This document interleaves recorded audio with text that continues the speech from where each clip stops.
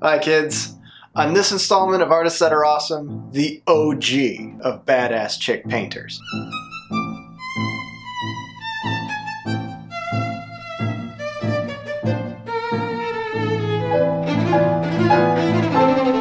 This one's tricky, because the artist's time was a long time ago, and people have a funny way of interpreting history to service their current sociological agendas.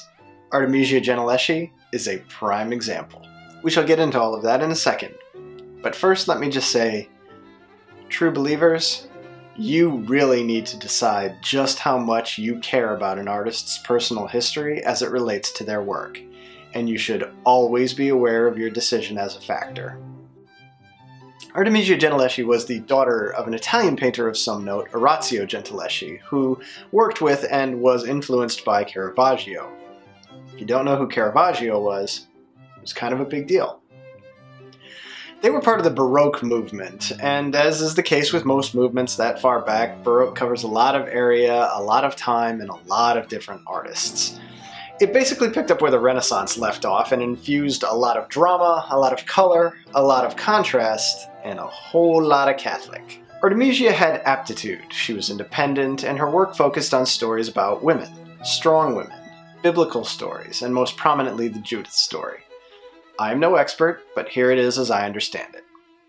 Judith, a Jewish widow, upset with her fellow countrymen who don't have the balls to take on the enemy general Holofernes, single-handedly talks her way into Holofernes' camp, then into his tent, and later on that night, when he's passed out in a drunken stupor, she cuts his damn head off. Judith then takes Holofernes' head back to the boys and is like, "Oh boys, I'm about to give you the best head you've ever had." Oh! Now all of them want her. And she's like, "Bitches, ain't none of you worthy of me." Renaissance art preferred to tease the viewer by showcasing the moment right before something exciting happened. Whereas Baroque art went all evil, dead Sam Raimi on their asses and drenched him in the guts of it. Look at this thing. That painting is 6.5 feet high. If you're looking at it in person, you probably feel like you're going to get hit with a face full of plasma.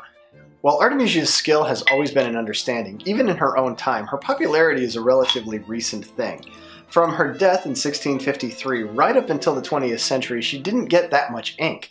And the renewed interest in her is based largely on contemporary writings focusing on her work as it relates to one specific event in her life. And right here is the biggest problem when discussing Artemisia Gentileschi. Without fail, all roads eventually lead to this one place. When Artemisia was 17, she was raped by an associate of her father's, and a long court TV type trial ensued thereafter. Because of this, the discussion on Artemisia seems to get split into two factions: patriarchal, misogynistic, diminishment slut-shaming, or trailblazing feministic survivor hero worship.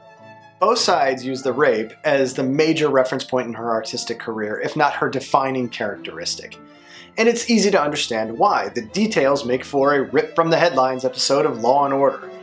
Artemisia was a virgin when she was raped. In an effort to restore her social dignity, she was to marry her rapist.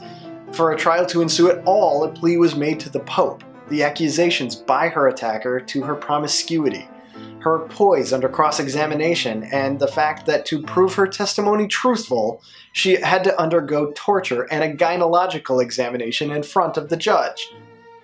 None of this is to say that sexuality in the artist isn't important to their work, or that the strength required to move beyond sexual violence isn't life-altering. It's just that when 400 years separate the artist from your viewpoint of them, it's easy to fill in the many biographical factual gaps with the narrative you want. A lot of people get into a lot of different discussions about Artemisia, interpreting her entire career from a narrow viewpoint of a small section of her personal history, without proper context, through an anachronistic lens, and with personal biases and motivations attached. At the end of all of it, Artemisia ends up simply being a rape victim who painted occasionally.